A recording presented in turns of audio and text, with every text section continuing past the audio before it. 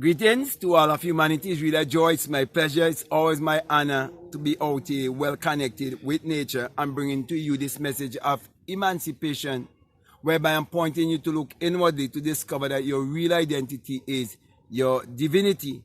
That is why I'm willing to share with you what I would have experienced, and how what I would have experienced is what taught me to know the true story that is written in the Bible, that story was stolen from ancient writing. And there's nothing that can beat experience. I am not speaking from something I read from a book. I'm not speaking from something I would have heard from anyone else. I am telling you what I would have experienced for myself. And before I would have come into that great and marvelous experience, which I would explain for you in a while, I want to let you know that since I was a little boy growing up, many preachers from the time they behold me, they were almost wanted was to worship me. They knew that there was something great that was going to take place in my life, and they would have always said to me that something great was going to happen in my life and I was going to be used mightily by the Almighty since I was a little child. And every building where there has been a gathering, a church gathering, that I would have ever put my foot in, these men or women or whoever who's in charge always wanted was to put me on a pedestal. Even if I walk into a church, a so-called church, right, that all the men there were married men and I was single, they wanted was to even put me in a higher place than the married men. And not to say that I had a certain kind of work, I had certain kind of material things.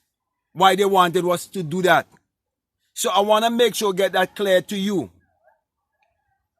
And so, from since I was small growing up, I was having mystical experiences, strange experiences, that even people in church could not give me the right answer. But I want to come to my main point to share my experience with you, how I know that why Jesus is a lie. And that is why many people who speak on these subjects, if they do not have any experience at all, it will be very hard for them to really get their message across. But I am sharing with you my experience. My brothers and my sisters, when you read of the resurrection, that resurrection takes place in a man, because I'm going to tell you what happened to me. When you speak, when you read of the virgin birth, you're reading of something that would take place in a man or a woman. It could take place with anyone. That's something I want to get you to know also. Because this will clear up the story that is written in Genesis concerning Adam and Eve. And you will understand why there's a people in the earth who are denying their divinity and worshiping a deity outside of themselves that was given to them by the slave master. And why the slave master do not want them to vibrate higher to come in to discover their real divinity. Now many who looks like me, they are talking from intellect. And many of them are speaking theory. But I'm telling you what I would have experienced. So now let's get into my experience. My brother and my sisters, hadn't it been that I would have experienced that great and mighty shaking when I move in to the age of 4 and 5, which is 45, and I would have already received the coat of many colors when I was 17 and already met the man that walked out of the burning bush that doesn't consume, and the man is a melanated man that came to me and gave me my commission. And I knew I had to wait for 15 more years before I would come in to know what is my true call and my true purpose. Okay? And it wasn't until that fateful night when I lie on my bed on my back. And I begin to experience that great and mighty shaking, like a great earthquake. And just before that happened, it's as if I was between a realm of conscious and unconscious. I was asleep, but yet I was conscious. It feels as if I was still awake, but yet I was asleep.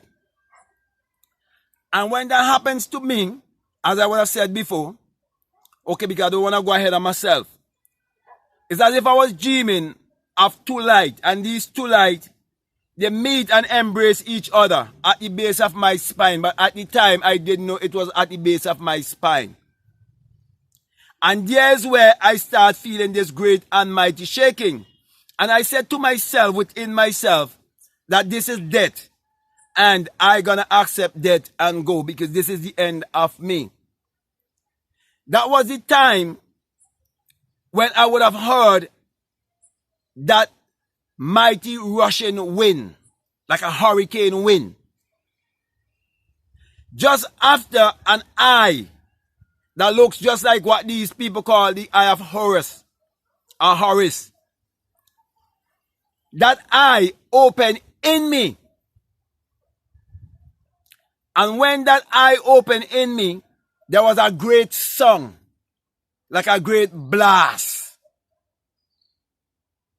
And that's where I ascended, like a fiery being,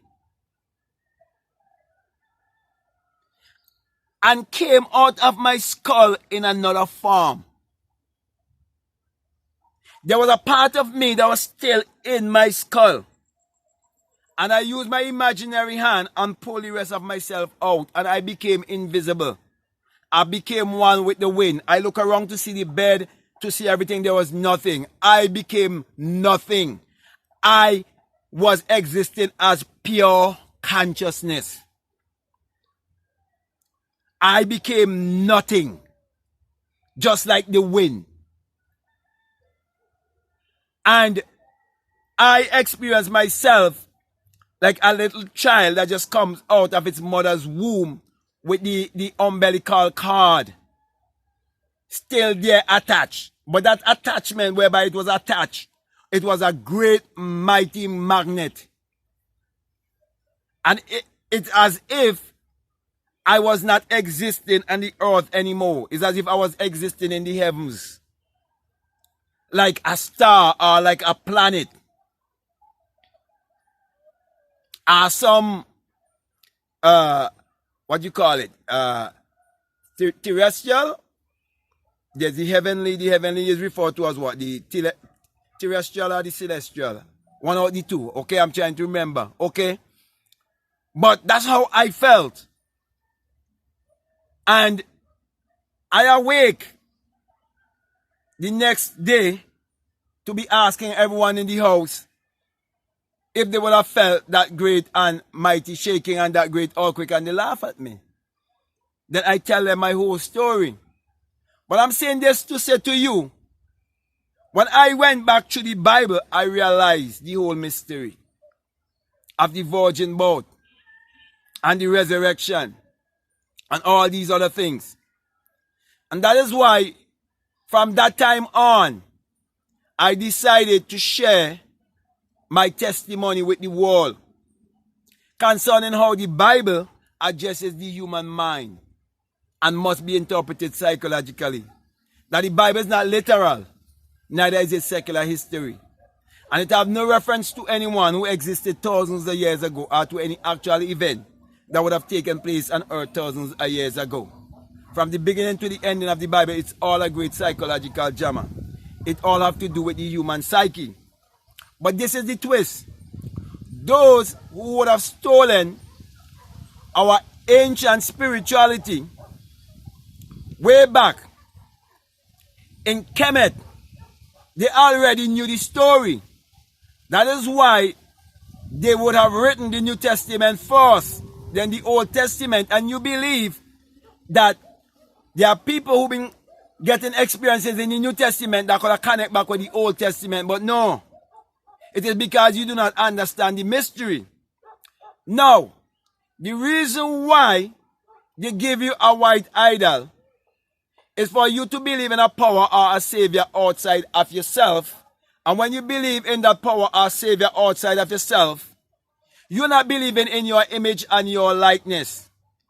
You're not loving and embracing yourself. So you will never be able to vibrate to higher levels of discovering your divinity. So the truth is that they're hiding your divinity from you by having you worshiping an outside entity. And the next good news is this. As a melanated person, you can more easily transcend into the realm of the ninth power, going beyond the 7 chakras and coming into the 9th, into the place of being invisible and discovering your Christ self faster than anyone else on the face of this earth. But you need a lot of sunlight. And you need to be more connected with nature. That's why I'm speaking to you right here, right now, with my shoes off. Take your shoes off, Moses, for where you stand in this holy ground. It's all connected. Moses is your birth, because Moses means to be born. I don't want to get into this whole Moses explanation because it will take me up some time. Okay? But my brother and my sisters, when you get more connected with nature and you get more sunlight and you drink water that comes from the earth, it's going to do something to your DNA and help you to know the truth about yourself. But my brother and my sisters, if you do not have access to the right kind of water, like what I'm speaking about, and you don't have as much access to sunlight because you're living in a country that has winter and so on, and only on a yearly basis you get some sun when it's summer. What I want to say to you is that you can reprogram your subconscious mind by accepting the true message of one who's a witness. One who would have had the experience of the resurrection and the virgin birth. And my brother and my sisters, from since I would have had that experience, and since also when that black being, far much blacker than me, as black as this vest, when that being came to me, that seems to be like an extraterrestrial being or something, and touch me here. From that moment, I start becoming more and more intelligent. And that's how I come to know that this whole thing about Jesus and Mary and this white Jesus, it's a lie. And it's to keep melanated people in mental slavery. So my brother and my sister, the next time you look in the mirror, you're supposed to behold your divinity. You're supposed to realize that God in man is man's imagination. Therefore, seek to tap into your creativity. Seek to know your true divinity. And don't just listen to any and everybody speaking from theory. But it's very important to know that there have always been wise men, sages, philosophers, prophets. They have always been among you. I didn't choose my calling, but my experience is what teach me of my calling. And that is why I know, and I cannot be proven wrong when I say that the Bible addresses the human mind and must be interpreted psychologically. There's no preacher in this world could prove me wrong. There's no Christian in this world could prove me wrong. There's none that can prove me wrong. And that is why I am fearless. I'm not afraid of death. Because when you come to know your true divinity, you will say, "Oh death, where is thy sting? Oh grave, where is thy victory?" And then you would realize that the greatest lie that have been ever fed to humanity is that Jesus and Mary's story. That why Jesus is your greatest enemy.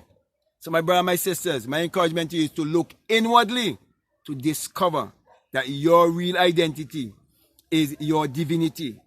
I can go on and I can tell you so much experiences I would have experienced in my life. But I want to make this video, this short, because I want you to get the main point. That this, why Jesus is a lie. And you're hearing it from someone who would have had experience of the virgin birth and of the resurrection. That's why I would encourage you to check out my lecture. It's on Amazon Prime. It's called The Secret Vagina. Teaching you of the secret portal and show you all these things are hidden in the Bible. But you must know that the Bible addresses the human mind and must be interpreted psychologically. That the Bible is not literal, neither is it secular history. And that from the beginning to the ending of the Bible, it's all a great psychological drama and it all have to do with the human psyche. So with that being said, my brother and my sister, I hope I got my message across to you. And I want to say to you, if this is the very first time that you're listening to me and what I'm saying, it makes sense to you, I'm encouraging you to subscribe, to comment, to share this video. But just before I leave you, I just want to remind you that this message I bring to you, that it is the single eye, yes, the single eye message of self-realization, of which Matthew 6:22 says that if your eye be single, your whole body will be full of light. My brother and my sisters, hadn't it been that same experience that I would have explained to you, hadn't it been that would have taken place in my life, I wouldn't have been here bringing this message to you. Saying to you that when you have the experience, that you would realize that the Bible is the sun book, the S-U-N book. And you would realize it is the rising of the S-U-N in a S-O-N. And that it is the dawning of a new day in your life. For truly the sun parallels the human imagination, and the human imagination parallels the sun. For without the sun, there is no life and there is no light. And without the human imagination, there isn't anything made that was made. And common sense will teach you that the sun has never withheld anything from humanity. For the sun is what powers all of humanity and gives all of humanity its energy. That is why in Malachi chapter 4 and verses 2, you're told also that the Son of Righteousness shall arise in you with healing in his wings. That is why righteousness is a discovery, not something you attain. And that is why when the sun has risen in me and I change from mortal to immortality, my encouragement to you is to look within yourself to discover your true divinity and to use your mind power, which is your solar power, your sun power, your God power, your creative power, which is actually the sexual power. Use that power to achieve your every desire and give back the slave master, their white savior. So with that being said, I want to say peace, love you all, I'm out.